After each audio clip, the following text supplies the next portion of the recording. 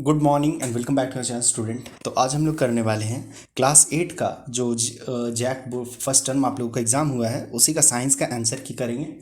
चलिए ठीक है, तो देखते हैं क्या क्या क्वेश्चन था। देखिए 51 नंबर क्वेश्चन है आपका, बल का डैश। तो बल का क्या होता है, परिमाण और दिशा दोनों होता है, तो थर्ड ऑप्शन चूज करना है। 52 में देखिए दाब का मात्रक है, तो दाब का मात्रक क्या होता है, पास्कल होता है, तो 52 का 1 नंबर हो जाएगा।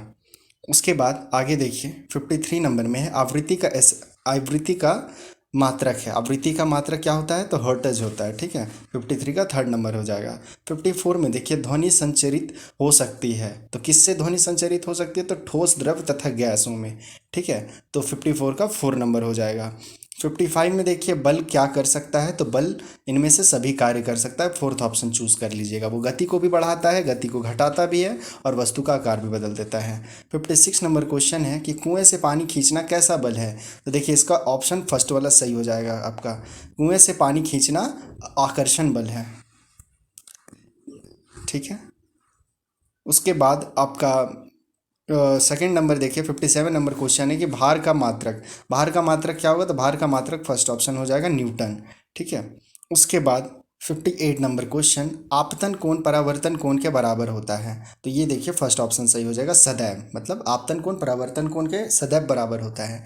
59 नंबर क्वेश्चन है आपका, हम किसी अदीप्त वस्तु को देख सकते हैं जब प्रकाश, तो क्या इसका सेकंड ऑप्शन सही हो जाएगा, उससे हमारी आंखों की ओर परावर्तित होती है, ठीक है।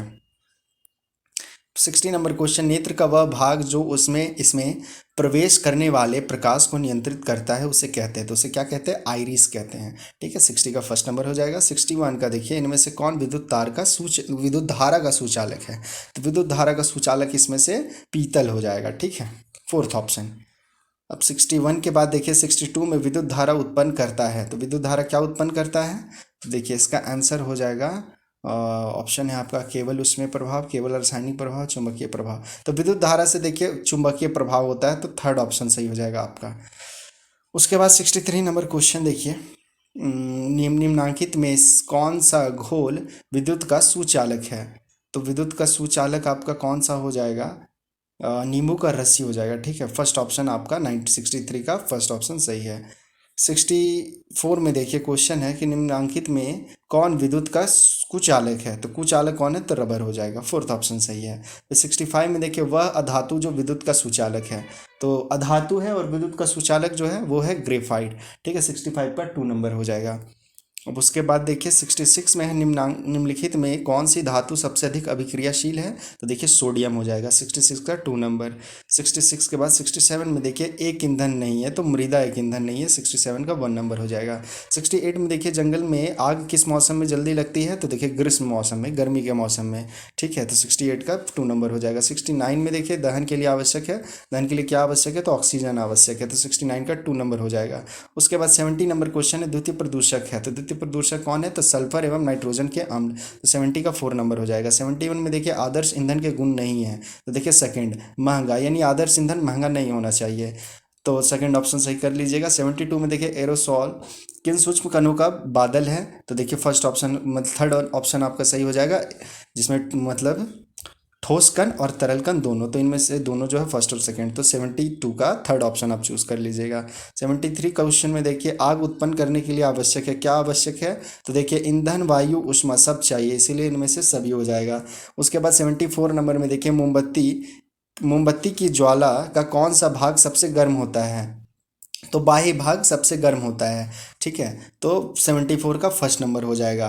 75 में देखिए कौन सी गैस अत्यंत विषैली है, तो कार्बन मोनोऑक्साइड सबसे विषैली गैस है, 75 का थर्ड नंबर चूज कर लीजिएगा। 76 में देखिए कोशिका का नाम किस जीव वैज्ञानिक ने सर्वप्रथम दिया था, तो देखिए खोज भी किए हैं रॉबर्ट हुक ही, इसीलिए उन्हीं के नाम पे है, ठीक है। तो ये मतलब सर्वप्रथम नाम जो है रॉबर्ट हुक ने दिए, तो 76 का थर्ड नंबर हो जाएगा। 77 में देखिए निम्नलिखित में सबसे छोटी कोशिका, तो सबसे छोटी कोशिका माइक्रोप्लाज्मा होगी, 77 का फर्स्ट नंबर हो जाएगा सही आपका। उसके बाद 78 में देखिए संचरणीय रोग का सबसे मुख्य कारक है, तो देखिए घरेलू मक्खी कारण संचरणीय रोग होता है, तो 78 का 4 नंबर कर लीजिएगा। 79 में देखिए सूक्ष्म जीव कहाँ पाए जाते हैं, तो देखिए जल में, वायु में और मिट्टी में, तो सभी में पाए जाते हैं, 79 का 4 नंबर चूज कर लीजिएगा। उसके बाद देखिए 80 नंबर में है जंतुओं में जनन कितनी विधियों से होती है, तो दो विधि याद होगा आपको, एक लैंगिक जनन और एक अलैंगिक जनन।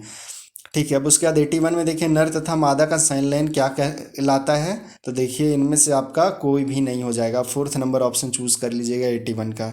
81 के बाद 82 में आप देख लीजिए अंड प्रजक जंतु कौन से है, तो देखिए इनमें से सभी हो जाएगा। 82 का आपका फोर्थ ऑप्शन सही है, 82 का फोर्थ कर लीजिएगा। 83 में देखिए कोशिका का ऊर्जा ग्रह किसे कहा जाता है, तो कोशिका का ऊर्जा ग्रह माइटोकॉन्ड्रिया को कहा जाता है, तो 83 का 3 नंबर सही हो जाएगा आपका। उसके बाद 84 में देखिए डेंगू परिजीवी का वाहक है, तो डेंगू परिजीवी का परिवाहक कौन है, मतलब वाहक कौन है, तो मादा एडिस मच्छर। ठीक है, 84 का फर्स्ट नंबर सही हो जाएगा। उसके बाद 85 देखिए स्त्रियों में जनन आयु का प्रारंभ उस समय होता है जब उनके डैश, तो उनके में क्या हो जाएगा, फर्स्ट ऑप्शन सही हो जाएगा, ऋतुस्राव प्रारंभ होता है। ठीक है, उसके बाद आप आ जाइए 86 मलेरिया रोग का कारण है, तो मलेरिया रोग का कारण क्या है, तो प्रोटोजोआ है, 86 का फर्स्ट नंबर सही हो जाएगा। 87 देखिए स्त्रियों में होने वाले मासिक स्राव की सामान्य अवधि क्या है, तो उसकी सामान्य अवधि 28 दिन होती है। ठीक है, तो 87 का आपका फोर्थ नंबर हो जाएगा। 88 में देखिए पादप कोशिका का सबसे बाहरी आवरण कहलाता है,